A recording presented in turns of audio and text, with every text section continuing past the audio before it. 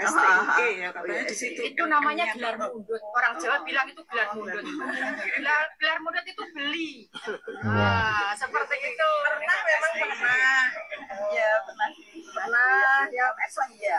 Katanya ada, tapi tidak setahu saya tidak dari teman-teman dosen juga. Data tidak lulus ya, jadi ini harus dicari data lengkap ya, harus diverifikasi sama Bu Iriana sendiri ya, karena Bu Iriana itu di dalam sebuah acara itu menggunakan gelar SE dan MM. Makin melebar kemana-mana, teman-teman.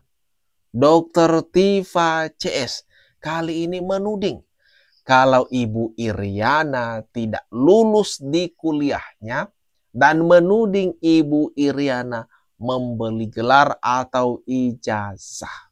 Waduh, ini sampai kapan kegaduhan ini akan terus berlanjut? Jadi pihak penyidik Polri, masa yang membiarkan kegaduhan seperti ini terus terjadi loh. Ini fitnah demi fitnah berdatangan terus dari kelompok pemburu ijazah Pak Jokowi, penyerang keluarga Pak Jokowi. Belum selesai masalah ijazah Bapak Jokowi, masalah ijazah Mas Gibran, kini mereka lagi menuding ijazah Ibu Iriana loh. Ini gimana menurut pendapat kalian, teman-teman? Kita minta juga kepada Roy Suryo dan Roy Suryo CS tolong masuk pada substansi dan jangan terlalu melebar narasi-narasinya. Sekarang kan anggaplah mereka is the best dalam pembuktian ya. Namun kan diproses dong melalui proses hukum yang ada. Dianggap benar ijazah Pak Jokowi itu tidak dapat dibuktikan keasliannya. Ya melalui proses hukum juga, ya kan? Nah, tidak tentang dia memang tidak asli, udah dinyatakan bahwa ijazah Pak Jokowi tidak asli, terus lalu gimana? Mereka membuat kisru. Ada yang membuat hal yang seperti apa, ya kan? Nah, kita tidak ingin ya dengan tadinya tujuannya untuk ketenangan atau demi menegakkan marwah bangsa, malahan menjadi pengacau. Jangan seperti itu. Maksudnya. Nah, Ibu ini dari kelompok TPUA, ini pernyataannya yang sangat masuk akal, logis daripada narasi sesat Roy Suryo CS kan. Mengambil keputusan sendiri, memberi pernyataan sendiri. Padahal yang bisa memutuskan sesuatu hal itu ya hakim di pengadilan. Tapi Roy Suryo CS ini seolah-olah mendahului keputusan hakim di pengadilan dengan mengatakan yakin sekali ijazah Bapak Jokowi itu palsu. Padahal kan belum ada putusannya. Lalu ada pernyataan berulang kali secara resmi UGM lagi mengonfirmasi ijazah Bapak Jokowi itu asli, tetapi kekeh mereka menuding ijazah Bapak Jokowi itu palsu. Nah, di sini diprotes keraslah. Ibu ini awalnya satu geng sama mereka, tetapi karena sudah tahu mereka Roy Suryo CS ini semakin melebar kemana-mana, malah bikin gaduh kelewatan. Akhirnya mencoba memberikan nasihat baik untuk mereka-mereka. Kayak gitu. Jadi di sini saya tidak menuduh siapapun yang mengacau ya. Namun harus kita telaah dalam perkara ini sejauh mana pengetahuan kita tentang ijazah palsu. Oke, sekarang 80 bahkan 90% ijazah itu palsu. Oke, sudah setelah itu gimana? Ini tim kita menyatakan ijazah itu palsu. Setelah itu apa? Ya. Kita tidak berkutik juga. Kenapa? Nggak ada yang mau proses. Siapa yang mau proses? Sementara pihak penegak hukum, yaitu pihak kepolisian, menyatakan dia asli. Nah, Siapa yang proses? Katakan asli, Bu. Kata Pak Roy Suryo dan kawan-kawan di statementnya, untuk ijazah Pak Jokowi sudah jelas palsu. Terus ijazah Pak Jokowi sudah dianggap clear bahwa ijazahnya palsu. Dan langsung dia coba mengarahkan kepada ijazah Gibran. Nah, silakan. Dapat buktikan silakan. Namun siapa yang proses? Siapa yang proses? ini gimana teman-teman? Menurut pendapat kalian, ibu ini sudah benar-benar kesel ya. Sudah benar-benar muak dengan kelakuan Roy Suryo CS. Untuk teman-teman ketahui infonya dulu, mungkin teman-teman agak kaget dengan pernyataan ibu ini yang sebelum-sebelumnya kan pro atau satu kubu dengan Roy Suryo CS. Ini mereka sekarang sedang pecah kongsi, berseberangan teman-teman. Udah retak parah mereka sekarang.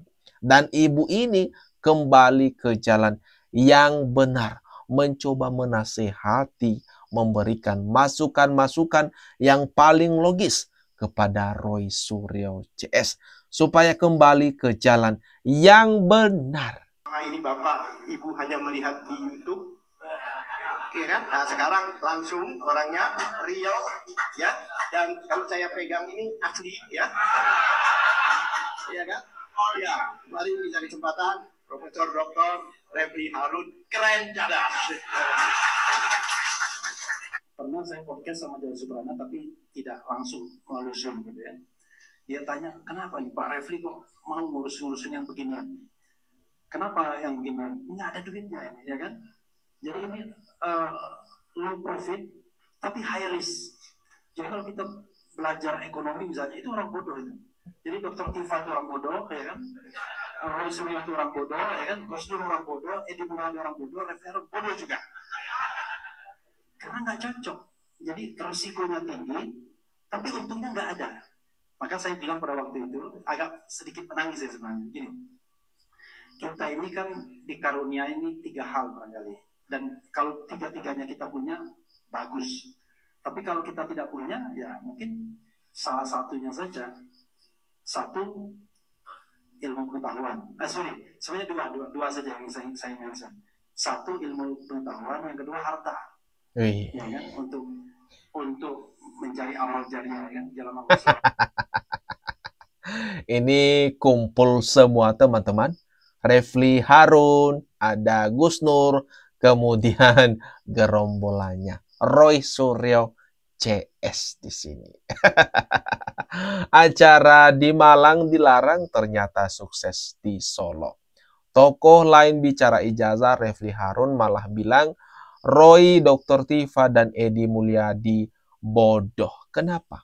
Nah, ini ada pernyataan langsung dari Refli Harun sendiri tadi yang mengatakan kalau orang-orang tersebut adalah bodoh. Ini gimana teman-teman?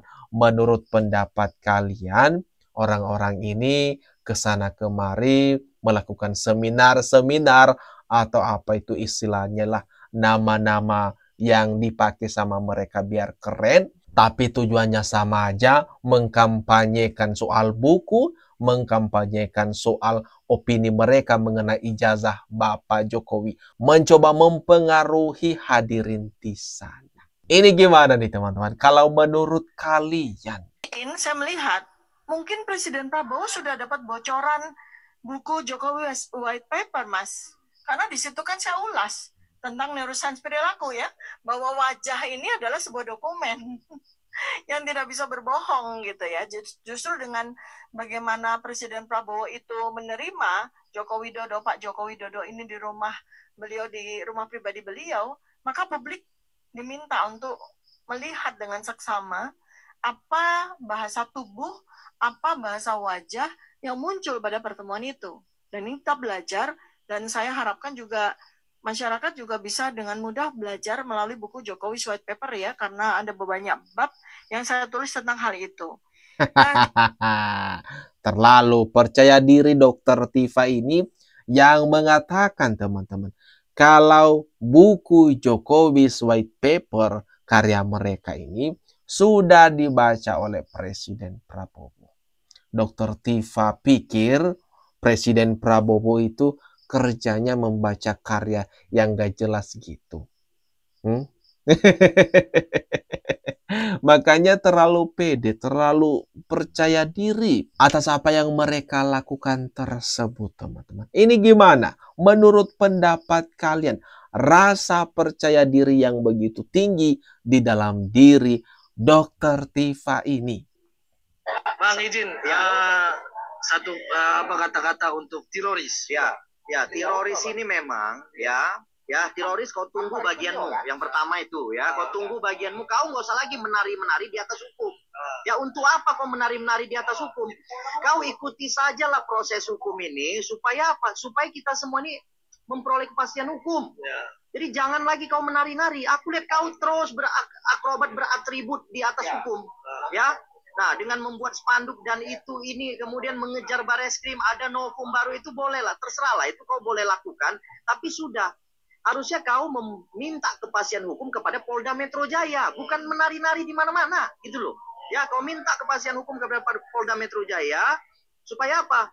Supaya Polda Metro Jaya melaksanakan gelar dan memberikan kepastian hukum baik kepada kamu terlapor atau kepada kami selaku pelapor gitu loh. Jadi nggak usah lakukan atraksi-atraksi yang lainnya lagi gitu loh. Ya, itu permintaan saya udah ya. Kau jangan lagi jadi badut kalau saya lihat gitu. Ya. Teroris diminta jangan melakukan aksi-aksi akrobatik atau menari. Kemudian diminta jangan jadi badut.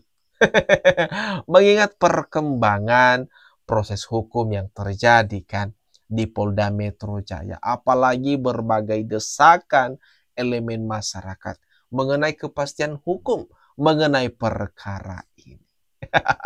Artinya di sini teroris Tifa, Roy Suryo, dan Rismond diminta bersiap-siap. Lebih baik mempersiapkan diri segala kemungkinan yang akan terjadi di kemudian hari dalam waktu dekat ini. Ini gimana nih teman-teman? Kalau menurut pendapat kalian sendiri atas apa yang barusan saja kita tonton bersama, kita bahas ini, jangan lupa tinggalkan komentarmu di bawah.